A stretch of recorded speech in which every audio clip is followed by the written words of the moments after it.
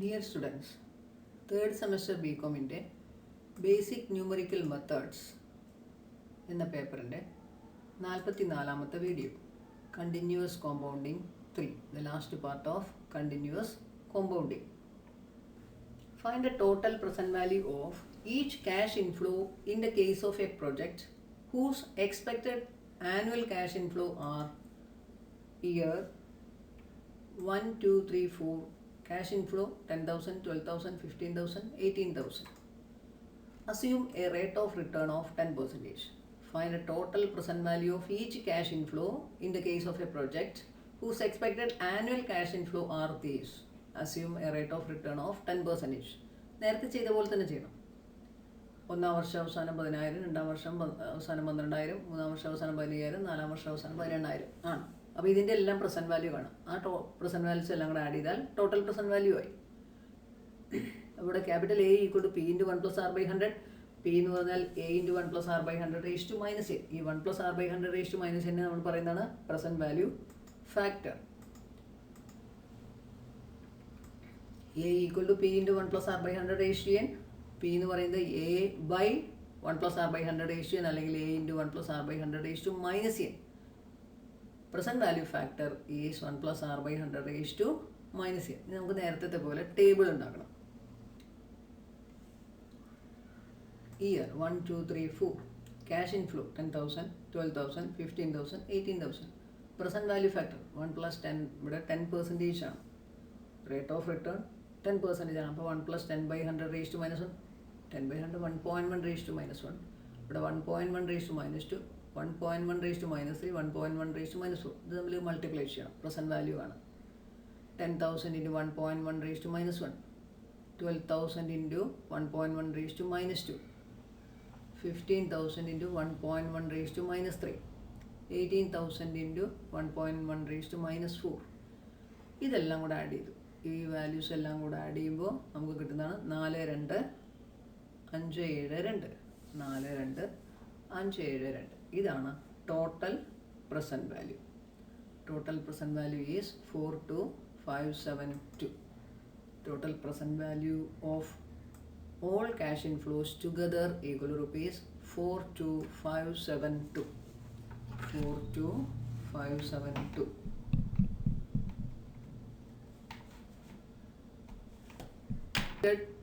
Rupees 12,500 at 15% return for 5 years. What would be the value of his deposit at the end of 5th year? A man deposited 12,500 rupees. 12,500 രൂപ നിക്ഷേപിക്കുന്നു. 15% ആണ് പലിശ നിരക്ക് 5 വർഷത്തേക്ക്. അപ്പോൾ 5 വർഷം കഴിയുമ്പോൾ എത്ര രൂപ തിരിച്ചു കിട്ടും? എമൗണ്ട് ആഫ്റ്റർ 5 years അല്ലെ amount at the end of 5th year. A equal to P into 1 + r/100 raised to n. P is 12,500, R equal to 15, N equal to 5. Direct question ആണ്. A equal to P into 1 + r/100 raised to n. 12,500 into 1 + 15/100 raised to 5 equal to 12,500 into 1.15 raised to 5 equal to 25142. Therefore, എത്ര രൂപ തിരിച്ചു കിട്ടും at the end of 5th year? 25,142 രൂപ. അടുത്ത question.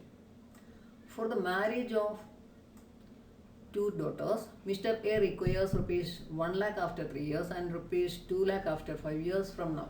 How much money he must deposit in a bank paying 10% compound interest per annum? എക്ക് 2 മക്കളുടെ വിവാഹത്തിനായിട്ട് 3 വർഷം കഴിഞ്ഞാൽ 1 ലക്ഷം രൂപയും 5 വർഷം കഴിയുമ്പോൾ 2 ലക്ഷം രൂപയും വേണം. അങ്ങനെയാണെങ്കിൽ ഇപ്പോൾ എത്ര രൂപ നിക്ഷേപിക്കണം? അപ്പോൾ 3 വർഷം കഴിഞ്ഞ് 1 ലക്ഷം രൂപ കിട്ടണമെങ്കിൽ അതിൻ്റെ പ്രസൻറ്റ് വാല്യൂ, 5 വർഷം കഴിഞ്ഞ് 2 ലക്ഷം രൂപ കിട്ടണമെങ്കിൽ അതിൻ്റെ പ്രസൻറ്റ് വാല്യൂ, അത് രണ്ടും കൂടെ ആഡ് ചെയ്താൽ ടോട്ടൽ പ്രസൻറ്റ് വാല്യൂ കിട്ടും. അത്രയും രൂപ ഇപ്പോൾ ഡെപ്പോസിറ്റ് ചെയ്താൽ 3 വർഷം കഴിയുമ്പോൾ 1 ലക്ഷം രൂപയും 5 വർഷം കഴിയുമ്പോൾ 2 ലക്ഷം രൂപയും ലഭിക്കും. ഇപ്പോൾ 2 ഫിഗേഴ്സ് ഉണ്ട് ഇവിടെ. There are 2 figures. For figure 1, present value equal to 1 lakh into 1 + 10/100 raised to -3. Simplify ചെയ്താൽ 75,131.48. ഇനി ഫിഗർ 2 എന്താണ്? rupees 2 lakh after 5 years. For figure 2, present value equal to 2 lakh into 1 + 10/100 raised to -5. After 5 years 2 lakh ലഭിക്കുന്നതാണ്. 10% per annum ആണ് compound interest. So simplify that. 2 lakh into 1.1 raised to minus 5 equal to 124,184.26. ഈ 2% value കൂടെ add ചെയ്യുക. Total present value equal to 75131.48 plus 124,184.26 equal to 199,315.74. Total present value കിട്ടി. അപ്പോൾ ഇത്രയും രൂപ deposit ചെയ്യുകയാണെങ്കിൽ he get 1 lakh after 3 years and 2 lakh after 5 years. 1,99,316 രൂപ അല്ലെങ്കിൽ 315 രൂപ 75 പൈസ നിക്ഷേപിച്ചാൽ 3 വർഷം കഴിയുമ്പോൾ 1 ലക്ഷവും 5 വർഷം കഴിയുമ്പോൾ 2 ലക്ഷം രൂപയും ലഭിക്കും. Find the amount due for a sum of ₹500 after 2 years at 8% interest symbol. 2 വർഷം കഴിയുമ്പോൾ 500 രൂപ എത്ര രൂപയായിട്ട് തിരിച്ചു കിട്ടുന്ന സിമ്പിൾ ഇൻട്രസ്റ്റ് ആണ് കാൽക്കുലേറ്റ് ചെയ്യുന്നത്. 500 രൂപയ്ക്ക് 2 വർഷത്തേക്ക് 8% പലിശ നിരക്കിൽ simple interest I equal to PNR/100. P എന്ന് പറയുന്നത് 500, N 2, R 8. അപ്പോൾ 500 × 2 × 8/100 80 രൂപ. അപ്പോൾ ഇൻട്രസ്റ്റ് ആയിട്ട് 80 രൂപ, പിന്നെ 500 രൂപയും കിട്ടും. അപ്പോൾ മൊത്തം 2 വർഷം കഴിയുമ്പോൾ കിട്ടുന്നത് 580 രൂപ. P equal to 500, R equal to 8, N equal to 2. Amount due P plus I. നമ്മളിടുന്ന പ്രിൻസിപ്പലും അതിന് ഇൻട്രസ്റ്റും കിട്ടും. P plus PNR/100. 500 plus 500 into 2 into 8/100. 0 cut ചെയ്താൽ 5 × 2 10, 10 × 8 80. 500 plus 80 580. അപ്പോൾ amount after 2 years 580 rupees. 580 rupees. Find the future value of a sum of ₹18,000 invested for 5 years at a 16% interest. Find the future value എന്നാണ് പറഞ്ഞത്. Future value കാണുമെന്ന് പറയുമ്പോൾ capital A ആണ് കാണേണ്ടത്. 18,000 രൂപയുടെ. അപ്പോൾ 18,000 എന്ന് പറയുന്നത് പി ആയിരിക്കും. പി 18,000 രൂപ, എ കണ്ടുപിടിക്കണം. Find the future value of a sum of ₹18,000 invested for 5 years at 16% interest. A equal to P into 1 plus R/100 raised to N. P 18,000. Up 18,000 into 1 plus 16/100 raised to 5. P equal to 18,000. R equal to 16. N equal to 5. Amount due അല്ലെങ്കിൽ future value equal to A equal to P into 1 plus R/100 raised to N equal to 18,000 into 1 plus 16/100 raised to 5. 16/100 0.16. 1 plus 0.16 1.16. 18,000 into 1.16 raised to 5. 37806. ഇതാണ് future value of 18,000 for 5 years at 16% interest. Therefore, future value equal to 37,806 rupees. Nominal and effective interest rate. The annual compound interest rate is called the nominal interest rate.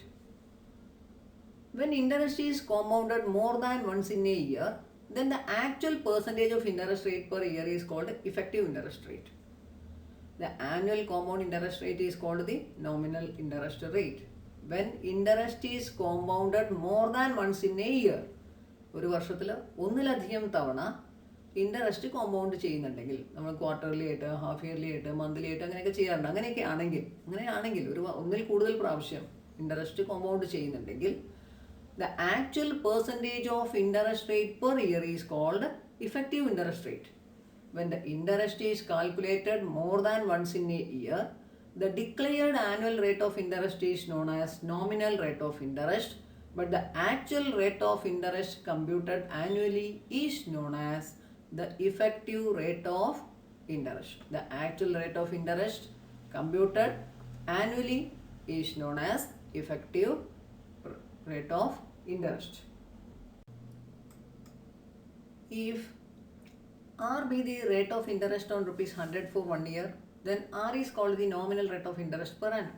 Again, if the interest is payable n times a year, then the amount of ₹100 at the end of 1 year will be 100 into 1 plus R/n/100 raised to n equal to 100 into 1 plus I/n raised to n, R/100 equal to I. അതായത് 100 രൂപയ്ക്ക് ഒരു വർഷത്തേക്ക് 6 രൂപ ഇൻട്രസ്റ്റായി ലഭിക്കുകയാണെങ്കിൽ 100 രൂപയ്ക്ക് ഒരു വർഷത്തേക്ക് 5 രൂപ ഇൻട്രസ്റ്റ് ആയിട്ട് കിട്ടിയാൽ 5% റേറ്റ് ഓഫ് ഇൻട്രസ്റ്റ് എന്ന് പറയും. അപ്പോൾ അതുപോലെ 100 രൂപയ്ക്ക് ഒരു വർഷത്തേക്ക് 6 രൂപ ഇൻട്രസ്റ്റ് ആയിട്ട് ലഭിക്കുകയാണെങ്കിൽ 6% rate of interest per annum. അതിന് പറയുന്ന പേരാണ് നോമിനൽ റേറ്റ് ഓഫ് ഇൻട്രസ്റ്റ്. ഇനി ഇൻട്രസ്റ്റ് ഒന്നിൽ കൂടുതൽ തവണ ഒരു വർഷം കോമ്പൗണ്ട് ചെയ്യുന്നുണ്ടെങ്കിൽ അപ്പോഴാണ് ഇഫക്റ്റീവ് ഇൻട്രസ്റ്റ് റേറ്റ് ഉണ്ടാകുന്നതെന്ന് പറഞ്ഞു. അങ്ങനെ അത് n തവണയാണെങ്കിൽ ഒരു വർഷം കഴിയുമ്പോൾ 100 രൂപ എന്തായിട്ട് മാറുമെന്നാണ്. അപ്പം 100 രൂപ ഒരു വർഷം കഴിയുമ്പോൾ അത് ഇൻട്രസ്റ്റ് ഹാഫ് ഇയർലി ആയിട്ട് കാൽക്കുലേറ്റ് ചെയ്യുകയാണെന്ന് വിചാരിക്കും. ഇൻട്രസ്റ്റ് പെർ ആനം 6 അപ്പോൾ പെർ ഹാഫ് ഇയർലി ആകുമ്പോൾ 6 എന്തായിട്ട് മാറും? 6/2 ആവും. നമ്പർ ഓഫ് ഇയേഴ്സ് എന്താണ് ഒരു വർഷം എന്ന് പറയുമ്പോൾ 2 ഹാഫ് ഇയേഴ്സ് ആയിട്ട് മാറും. അങ്ങനെ വരുമ്പോൾ 100 രൂപ ഒരു വർഷം കഴിയുമ്പോൾ 100 × 1 + r/2/100 ആവും. ഇനി ഇൻട്രസ്റ്റ് പേയബിൾ ക്വാർട്ടർലി ആണെങ്കിൽ 100 രൂപ ഒരു വർഷം കഴിയുമ്പോൾ 100 × 1 + r/4/100 ആവും. കാരണം n ഇയേഴ്സ് ആണ്, 4 ക്വാർട്ടർ പീരീഡ്സ് ആണ്. അപ്പോൾ ഇവിടെ 4 വരും. ഇനി മന്ത്ലി ആണെങ്കിൽ എന്തായിരിക്കും? 100 × 1 + r/12/100 ആവും. 100 × 1 + r/12/100 അങ്ങനെയാണെങ്കിൽ interest is payable n times A year ആണെങ്കിൽ എന്താവും? 100 × 1 + r/n/100 അതായത് 100 അതിന് ഇങ്ങനെയും പറയാം, r/100ന് i എന്ന് കൊടുത്താൽ i/n എന്ന് പറയാം. i എന്ന് വെച്ചാൽ r/100. Hence the interest after 1 year will be എന്താണ്? ഒരു വർഷം കഴിയുമ്പോൾ 100 രൂപ ഒരു വർഷം കഴിയുമ്പോൾ 100 × 1 + i/n ആവും. അപ്പോൾ ഇൻട്രസ്റ്റ് ആയിട്ട് എത്ര കിട്ടും? 100 × 1 + i/n - 100 എന്ന് പറയാം. അതല്ലെങ്കിൽ 100 × 1 + r/n/100 - 100 എന്ന് പറയാം. 100 × 1 + r/n/100 - 100 അല്ലെങ്കിൽ 100 × 1 + r/n/100 -1. അതായത് 100 ഔട്ട്സൈഡിൽ എടുത്തു. അല്ലെങ്കിൽ എന്ത് പറയും? 100 × 1 + i/n -1. ഈ രണ്ട് രീതിയിൽ ഒന്നുകിൽ 1 + r/n/100 -1 100 ഔട്ട്സൈഡിൽ എടുത്തിട്ട്, അല്ലെങ്കിൽ 100 ഔട്ട്സൈഡിൽ 1 + i/n -1 എന്ന് പറയാം. ഇതാണ് effective rate of interest. Therefore the effective rate of interest per annum എന്ന് പറയുന്നത് E = 100 × 1 + r/n/100 -1 അല്ലെങ്കിൽ 100 × 1 + i/n -1. ഇത് E എന്ന് പറയുന്നത് ഇഫക്റ്റീവ് റേറ്റ് ഓഫ് ഇൻട്രസ്റ്റ് ആണ്. അങ്ങനെയാണെങ്കിൽ നമുക്കിനി R കണ്ടുപിടിക്കാം. നോക്കാം R ഉം E തമ്മിലുള്ള റിലേഷൻ. 100 × 1 + r/n/100 -1 അങ്ങനെയാണ് നമുക്ക് കിട്ടിയത് ഇഫക്റ്റീവ് ഇൻട്രസ്റ്റ് റേറ്റ്. അല്ലെങ്കിൽ 100 × 1 + i/n -1 which is in general greater than the nominal rate of interest per annum. Nominal rate of ഇൻട്രസ്റ്റിനേക്കാൾ കൂടുതലായിരിക്കും ഇത്. നമുക്കിതിനെ E എന്ന് പേര് കൊടുക്കാം. Capital E = 100 × 1 + r/n/100 -1. Take E = E/100. ഇത് എളുപ്പത്തിന് ഇവിടെ E/100 എന്ന് എടുക്കാം. അതിന് E എന്ന് കൊടുക്കാം, സ്മോൾ ലെറ്റർ E. അങ്ങനെ കൊടുത്താൽ E = എന്ന് പറഞ്ഞാൽ നമുക്ക് എഴുതാം E = E/100 എന്ന് പറഞ്ഞാൽ E = 1 + r/n/100 -1. -1 കൊണ്ട് കൊടുത്താൽ E + 1 = 1 + r/n/100. രണ്ട് സൈഡിലും (1/n) എടുത്താൽ എന്തായിരിക്കും? E + 1 എന്ന് പറഞ്ഞാൽ 1 + E എന്ന് എഴുതാം. (1/n) എന്ന് പറഞ്ഞാൽ എന്താവും? n (1/n) 1 + r/n/100 ആവും. ഇനി ഈ 1 അങ്ങോട്ട് കൊണ്ടുപോയി. അപ്പോൾ നമുക്ക് എന്ത് വരും? r/n/100 എന്ന് പറഞ്ഞാൽ 1 + E (1/n) -1. അപ്പോൾ r/n എന്ന് പറഞ്ഞാൽ 100 × 1 + E (1/n) -1. ഇനി R എന്ന് പറഞ്ഞാൽ 100n × 1 + E (1/n -1). ഇനി r/100 എടുത്താൽ r/100 = n × 1 + E (1/n -1). r/100 എന്ന് പറഞ്ഞാൽ I ആണ്. അപ്പോൾ I = n × 1 + E (1/n -1) കിട്ടും. അപ്പോൾ സിംപ്ലിഫൈ ചെയ്ത് ഇങ്ങനെയാണ്. E എന്ന് പറയുന്നത് 100 × 1 + r/n/100 -1. അല്ലെങ്കിൽ അതിൻ്റെ അടുത്താലും തെറ്റൊന്നുമില്ല. ഇനി E/100ന് E എന്ന് കൊടുക്കുകയാണ്, സ്മോൾ ലെറ്റർ E. അപ്പോൾ E + 1 എന്ന് പറയുന്നത് 1 + r/n/100 (1/n) രണ്ട് സൈഡിൽ കൊടുത്താൽ E + 1 1 + E എന്ന് പറയും. അപ്പോൾ 1 + E (1/n) എന്ന് പറയുമ്പോൾ ഇത് മാത്രമായിട്ട് മാറും, 1 + r/n/100. അപ്പോൾ എന്ത് വരും? r/n/100 എന്ന് പറഞ്ഞാൽ ഈ 1 എടുത്ത് റൈറ്റ് സൈഡിലേക്ക് ഉണ്ട്. 1 + E (1/n -1). ഇനി /100 അങ്ങോട്ട് കൊണ്ടുപോയി. അപ്പോൾ r/n = ഇനി n കൊണ്ടുപോയി. ഇനി അടുത്ത് ഈ 100 ഇങ്ങോട്ട് കൊണ്ടുവരണം. r/100 = 1 n × 1 + E (1/n -1). R equal to നേരത്തെ എഴുതിയ അതേ സ്റ്റെപ്പ് ഒന്നുകൂടെ എടുത്ത് എഴുതിയതാണ് 100n into 1 plus e raised to 1 by n minus 1. R by 100 equal to 1 plus e raised to 1 by n minus 1. I equal to 1 plus e raised to 1 by n minus 1. E എന്ന് വെച്ചാൽ effective interest rate എത്രയാണോ അത് e by 100 ആണ്. That is nominal interest rate I equal to I എന്ന് വെച്ചാൽ r by 100 ആണ് equal to 1 plus e whole raised to 1 by n minus 1. E എന്ന് വെച്ചാൽ ഇഫക്റ്റീവ് ഇൻട്രസ്റ്റ് റേറ്റ് by 100 ആണ്, where e is the effective rate of interest and I nominal rate of interest. I equal to r by 100, n equal to number of compounding periods. അപ്പോൾ ഇതാണ് തമ്മിലുള്ള relation. I equal to 1 plus e whole raised to 1 by n minus 1. E എന്ന് പറയുന്നതാണ് capital E by 100 ആണ്. Small letter E എന്ന് പറയുന്നത് capital E by 100.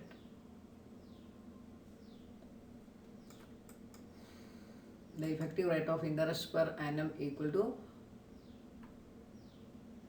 നേരത്തെ നമ്മൾ എഴുതിയിട്ടുണ്ട് 100 into 1 plus I by n raised to n minus 1. 1 plus I by n raised to n minus 1.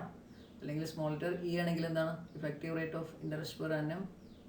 Small letter E ആണെങ്കിൽ 100 ഇല്ല, അല്ലെങ്കിൽ 100 into 1 plus I by n raised to n minus 1. Real interest rate. The real interest rate is the rate of interest an investor, saver or lender receives or expects to receive after allowing for inflation. It can be described more formally by the Fisher equation, which states that the real interest rate is approximately the nominal interest rate minus inflation rate. അപ്പോൾ real interest rate എന്ന് പറഞ്ഞാൽ nominal interest rate minus inflation rate. For example, an investor were able to lock in a 5% interest rate for the coming year and anticipated a 2% rise in price. They would expect to earn a real interest rate of 3%. Nominal interest rate 5 ആണ്, അതിന് inflation rate 2% subtract ചെയ്ത് 5 minus 2 3%. The expected real interest rate is not a single number, as different investors have different expectations of future inflation. Since the inflation rate over the course of a loan is not known initially, inflation represents a risk to both the lender and the borrower. According to Fisher, real interest rate is equal to nominal interest rate minus inflation rate. In the case of contracts stated in terms of the nominal interest rate, the real interest rate is known only at the end of the period of the loan, based on the realized inflation rate. This is called the ex post real interest rate. A real interest rate is an interest rate that has been adjusted to remove the effects of inflation to reflect the real cost of funds to the borrower and the real yield to the lender or to an investor. Real interest rate equal to nominal rate minus inflation rate. Real interest rate is important to investors and lenders. Real interest rate takes the inflation rate into account. Real interest rate should be considered predictive when the true rate of inflation is unknown or expected. Real interest rate gives lenders an idea of the rate they receive after factoring inflation. This also gives them better idea of the rate at which their purchasing power increases or decreases. Therefore, real interest rate equal to nominal rate minus inflation rate.